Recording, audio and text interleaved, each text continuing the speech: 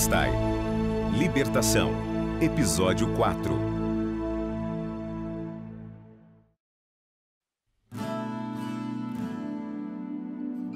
Com o aumento da população mundial, as pessoas começaram a rejeitar a Deus, tornando-se más e corruptas. Somente Noé e sua família escolheram andar com Deus e foram justificados. Para julgar a violência, Deus disse que haveria um dilúvio global. Noé obedeceu às instruções de Deus ao construir uma arca. Todos aqueles que creram em Deus e entraram na arca sobreviveram, mas aqueles que recusaram-se a crer rejeitaram a única maneira de serem salvas.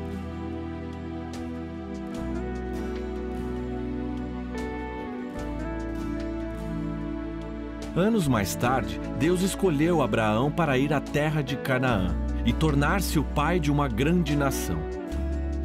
Deus disse que todas as pessoas seriam abençoadas por meio dele. Ainda que sua esposa Sara fosse estéril e ambos idosos, o Senhor milagrosamente deu-lhe seu filho Isaque. Anos mais tarde, em um teste divino, Deus providenciou um carneiro para morrer no lugar de Isaque. Uma ilustração dramática da suprema provisão que um dia seria dada pelo mundo. Com o passar dos anos, o filho de Abraão, Isaque, teve um filho chamado Jacó. Quando adulto, Deus deu um novo nome a Jacó, chamando-o de Israel. Israel teve 12 filhos. E as famílias desses 12 filhos cresceram e tornaram-se conhecidas como as 12 tribos de Israel. Mas quando uma fome devastou a terra de Canaã, eles foram morar no Egito. Lá, os filhos de Israel viveram como estrangeiros em um país que não era o seu. O faraó do Egito teve medo que os israelitas se tornassem numerosos e poderosos. Então o Egito os escravizou.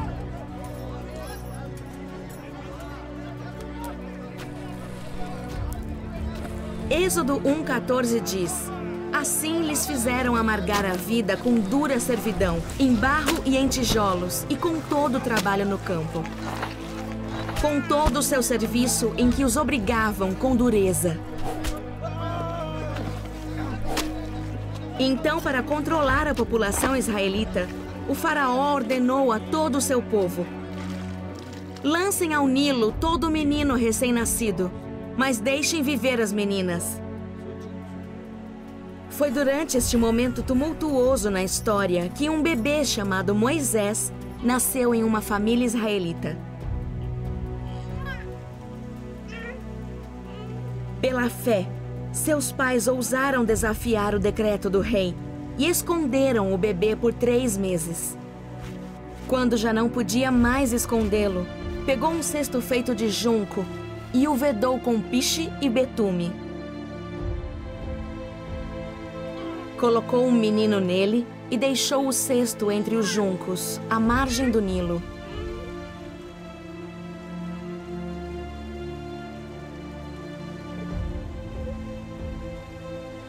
A irmã do menino ficou observando de longe para ver o que aconteceria a ele. Então, a filha do faraó foi ao rio Nilo para banhar-se. Viu o cesto entre os juncos e mandou sua serva buscá-lo. Ela o abriu e viu o bebê. Ele estava chorando. E ela ficou com pena dele e disse: este menino é dos hebreus. Então a irmã do menino perguntou à filha do faraó: a senhora quer que eu vá chamar uma mulher dos hebreus para amamentar e criar o menino? Quero, respondeu ela. E a menina foi chamar a mãe da criança. Então a filha do faraó disse à mulher: leve este bebê e amamente-o para mim, e eu lhe pagarei por isso. A mulher o levou e o amamentou. Tendo o menino crescido, ela o levou à filha do faraó, e ele tornou-se seu filho. O Egito era uma potência mundial, mas como nação, haviam rejeitado o único Deus verdadeiro. Haviam trocado a verdade de Deus por mentira, adorando e servindo criaturas ao invés do Criador. Historiadores e arqueólogos documentaram com cuidado a cultura egípcia e seu modo de vida, dando-nos mais informações sobre os eventos que aconteceram nas passagens a seguir. Veja, os egípcios não adoravam a Deus, que foi quem criou o rio Nilo. Adoravam o próprio rio e até ofereciam um sacrifício anual de um menino ou uma menina para apaziguar Rep, o deus do Nilo. Tinham muitos outros falsos deuses, entre eles Requete, cabeça de sapo, a deusa de vida e nascimento. Havia Hathor, a deusa vaca, Shu, o deus do céu, e o deus do sol, Amon-Ra, chefe dos deuses egípcios. O Egito havia se desviado tanto da verdade que até o seu governante, o faraó, havia se declarado o rei Deus. À medida que Moisés ia crescendo no palácio do faraó, Atos 7:22 nos diz que ele foi educado em toda a sabedoria dos egípcios e veio a ser poderoso em palavras e ações. Para o príncipe Moisés, o Egito parecia ter tudo: poderio militar, influência, prestígio e poder. Mas Moisés sabia que havia um só Deus verdadeiro, o Criador dos céus e da terra. Esse Deus eterno havia prometido enviar o libertador. Para Moisés, seguir a Deus e crer nesta promessa era mais valioso que todos os tesouros que o Egito tinha para oferecer. Assim, Moisés tomou uma decisão. Pela fé, Moisés, já adulto, recusou ser chamado filho da filha do faraó, preferindo ser maltratado com o povo de Deus a desfrutar os prazeres do pecado durante algum tempo. Você e eu também temos uma escolha a fazer. E como Moisés, seguir a Deus talvez não seja fácil, mas será mais valioso se comparado a tudo o que este mundo tem a oferecer.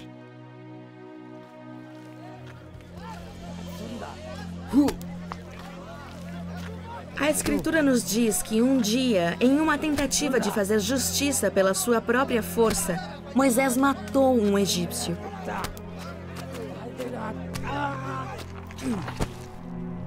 Por causa disso, ele teve que fugir da terra do Egito. Por 40 anos, ele viveu em uma terra distante, na terra de Midian. Mas Deus não havia esquecido de suas promessas a seu povo. E no perfeito tempo de Deus, um dia, no Monte Sinai, Deus falou com Moisés através de um arbusto em chamas. O clamor dos israelitas chegou a mim, e tenho visto como os egípcios os oprimem. Vá, pois, agora, eu o envio ao faraó para tirar do Egito o meu povo, os israelitas. Deus assegurou a Moisés que estaria com ele, dando-lhe a coragem para enfrentar o faraó, pois Deus iria resgatar o seu povo, tirando-o do Egito, para adorá-lo naquela mesma montanha. É isto que você dirá aos israelitas: Eu sou, me enviou a vocês. Este seria o nome pelo qual Deus seria conhecido, pois Deus não é o Eu Era, nem o Eu Serei, mas Ele é o Eu Sou, eterno, imutável e todo-poderoso. No entanto, não seria fácil para Moisés enfrentar Faraó e dizer-lhe que o Senhor exigia que ele libertasse os escravos, fonte de mão de obra gratuita do Egito. Deus permitiu que Arão, o irmão de Moisés, fosse com ele até a presença de Faraó. Quando eles o confrontaram, Faraó disse: "Quem é o Senhor para que eu o obedeça e deixe Israel sair?" Faraó ficou ofendido, porque o Deus que seus escravos adoravam estava lhe dizendo o que fazer. Por isso o Faraó disse: "Não conheço o Senhor e não deixarei Israel sair." Com desprezo e raiva, o Faraó aumentou a carga de trabalho dos escravos e a tornou ainda mais amarga. Mas Faraó zombou de Deus, perguntando: "Quem é o Senhor?" Sua pergunta estava prestes a ser respondida pelo próprio Deus. Arão jogou a vara diante do Faraó e seus conselheiros, e ela se transformou em uma serpente.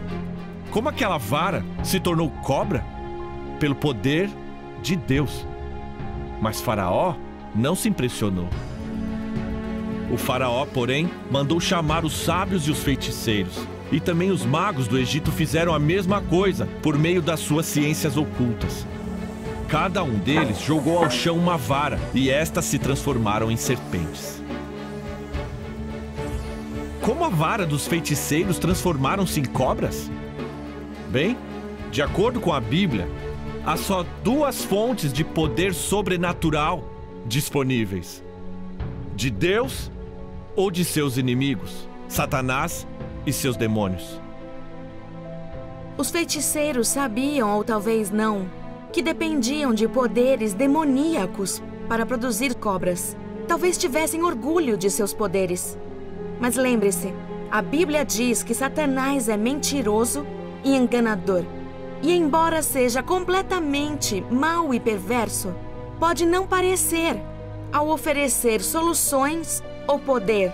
Pode até se disfarçar de anjo de luz. Porém, sua intenção é sempre a de usar as pessoas para seus propósitos perversos e destruí-las no processo. É por isso que a Bíblia nos exorta a ir a Deus somente e proíbe estritamente buscar qualquer força ou poder que não a Deus. De acordo com Deuteronômio 18, 10 e 11, Deus adverte seu povo contra qualquer um que pratique adivinhação ou magia, ou presságios, ou pratique feitiçaria ou encantamentos, que seja médium ou espírita, ou que consulte os mortos. Deus diz que estas práticas são detestáveis e que nós devemos confiar em suas promessas e confiar somente nele. Vejamos o que Deus faz no versículo 12. Mas a vara de Arão engoliu as varas deles. Não há poder maior que o poder de Deus, e Deus sempre vence.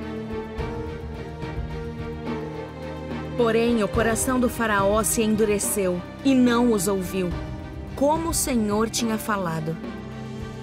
Naquele momento, Deus poderia ter enviado só uma praga e varrido o Egito da face da terra. Mas Deus tinha outros planos. Os capítulos 7 a 12 descrevem uma série de 10 pragas que Deus trouxe sobre o Egito. Cada uma demonstrava o poder de Deus. Aos israelitas, Deus havia dito: "Eu os libertarei da escravidão e os resgatarei com braço forte e com poderosos atos de juízo. Eu os farei meu povo e serei o Deus de vocês. Então vocês saberão que eu sou o Senhor, o Deus de vocês, que os livra do trabalho imposto pelos egípcios." O coração de Deus não era só favorável a Israel. Deus queria que os israelitas e os egípcios soubessem que ele era o único Deus verdadeiro. Êxodo 7:5 nos diz: "E os egípcios saberão que sou o Senhor, quando estender a minha mão contra o Egito e tirar os israelitas de lá." Os egípcios tinham confiança em uma multidão de falsos deuses. E Números 33:4 nos explica que o Senhor impôs castigo aos seus deuses. Começou atingindo o Nilo e transformando sua água em sangue. Certamente a inquestionável devoção dos egípcios a Repe, o deus do Nilo, começou a titubear. Mais tarde, quando o Senhor atingiu todos os rebanhos do Egito com uma praga, Hathor, a sua deusa vaca, provou ser completamente inútil. Quando o Senhor mandou granizo e raios que causaram uma enorme destruição por todo o Egito, Shu, o deus do céu, não fez nada. E Amon-Ra, o deus sol, mostrou que era totalmente impotente quando, por 3 dias, Deus enviou total escuridão por toda a terra do Egito. Escuridão tão densa que podia ser sentida. Uma manifestação assustadora da escuridão que há dentro de um coração que rejeitou a luz da palavra de Deus. Cada praga mostrou aos egípcios que os falsos deuses em que confiavam eram completamente incapazes de salvá-los. Mas o coração do faraó, que era considerado um rei-deus, permaneceu duro diante delas. Então Moisés disse: assim diz o Senhor, por volta da meia-noite passarei por todo o Egito. Todos os primogênitos do Egito morrerão, desde o filho mais velho do faraó, herdeiro do trono, até o filho mais velho da escrava.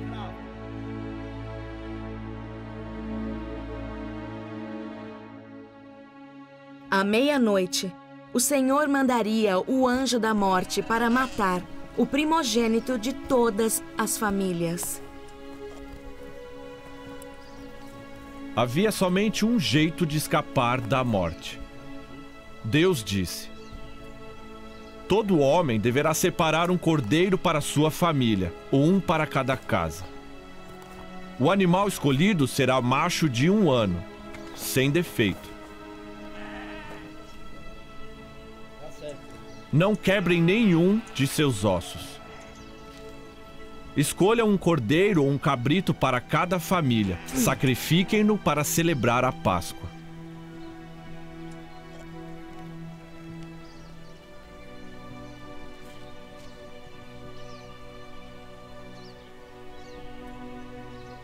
Molhem um feixe de sopo no sangue que estiver na bacia e passem o sangue na viga superior e nas laterais das portas. Nenhum de vocês poderá sair de casa até o amanhecer. Quando o Senhor passar pela terra para matar os egípcios, verá o sangue na viga superior e nas laterais da porta, e passará sobre aquela porta. E não permitirá que o destruidor entre na casa de vocês para matá-los.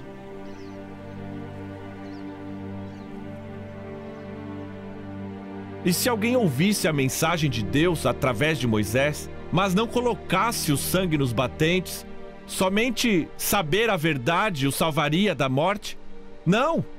Conhecer a mensagem de Deus não era o suficiente para salvá-los. Eles tinham que também acreditar nela e então aplicar o sangue às suas portas.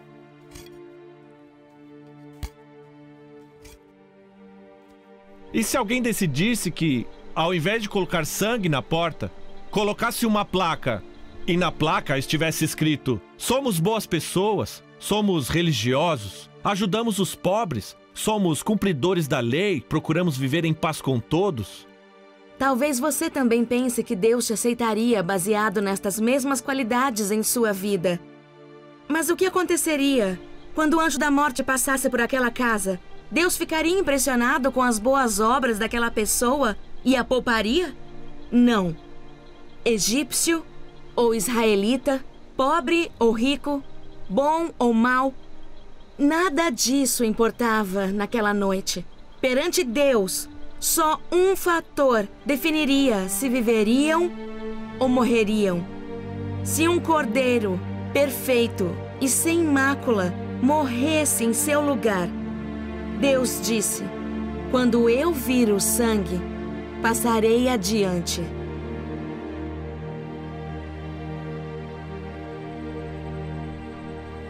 Os israelitas fizeram conforme o Senhor tinha ordenado a Moisés e a Arão. Então, à meia-noite, o Senhor matou todos os primogênitos do Egito, desde o filho mais velho do faraó, herdeiro do trono, até o filho mais velho do prisioneiro que estava no calabouço. Todo o Egito pôde ver que o faraó não era um deus rei, afinal. Tragicamente, por orgulho, por recusar-se a ouvir o único Deus, Faraó perdeu seu filho. O versículo 31 diz: Então Faraó chamou Moisés e Arão de noite e disse: Levantai-vos, saí do meio do meu povo, tanto vós como os filhos de Israel, e ide servir ao Senhor como tendes dito. Cada uma das pragas anteriores foi uma amostra incrível do poder sobrenatural de Deus. Mas foi durante a 10ª praga, no silêncio da noite, que sua liberdade foi ganha. O povo de Deus se lembraria para sempre dos eventos que os libertaram. Morte certa. Um único meio de ser salvo. Um cordeiro inocente morreu para que pudessem viver. Sem osso quebrado, sangue derramado, o poder do inimigo quebrado, escravos libertos. Havia cerca de 600 mil homens a pé, além de mulheres e crianças. Mas os israelitas não foram os únicos que deixaram o Egito naquele dia. O versículo 38 diz: Grande multidão de estrangeiros de todo tipo seguiu com eles. Bem como Deus havia planejado, muitos dos egípcios devem ter visto a futilidade de seus falsos deuses e decidido crer no único e verdadeiro Deus, que é o Senhor de toda a terra. Mas o coração do faraó permanecia duro, e no capítulo 14 ele disse: Por que fizemos isso, havendo deixado ir a Israel para que não nos sirva?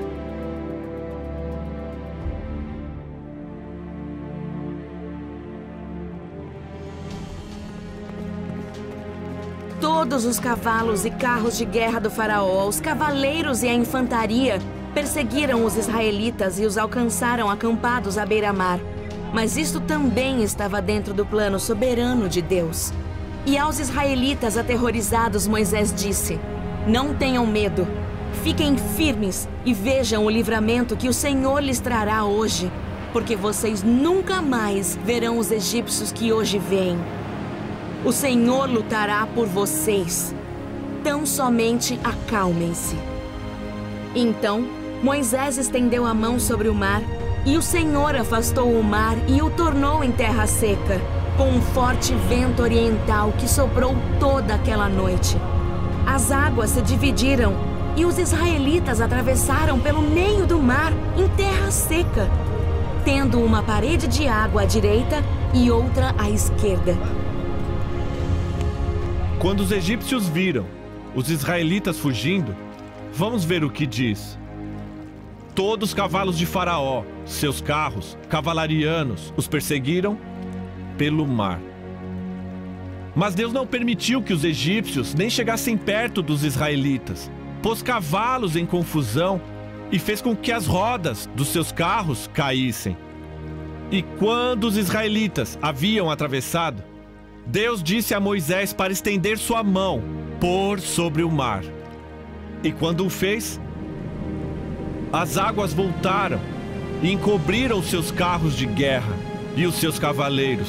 Todo o exército do faraó que havia perseguido os israelitas mar adentro, ninguém sobreviveu.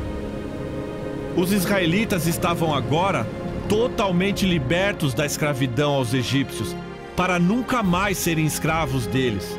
O Senhor havia lutado por eles e dado libertação total.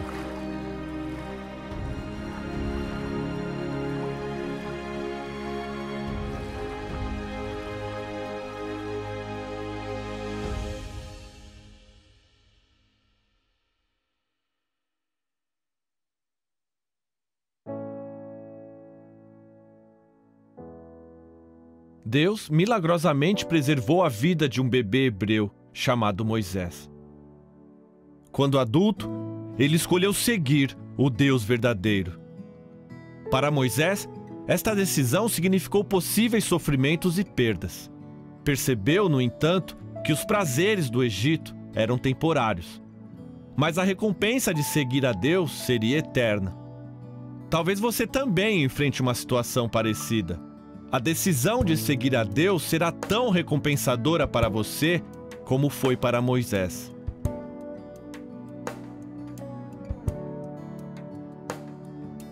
Quando Faraó se recusou a libertar os escravos israelitas, Deus demonstrou seu poder sobre os deuses egípcios em uma série de eventos sobrenaturais. Quando Deus transformou a vara de Arão em uma cobra, os feiticeiros do Faraó também transformaram suas varas em cobras. Eles fizeram isso recorrendo ao poder dos demônios, ou dos falsos deuses. Deus então enviou 10 pragas, cada uma mostrando que os falsos deuses que os egípcios adoravam eram completamente incapazes de salvá-los. Satanás e seus demônios desde sempre procuraram seduzir as pessoas para invocar seus poderes através de feitiçaria, bruxaria e adivinhações. Mas Deus estritamente proíbe essas práticas em sua palavra. Quando você precisar da ajuda de alguém, lembre-se que não há poder maior que o poder de Deus. Ele te ama e quer que você confie somente nele.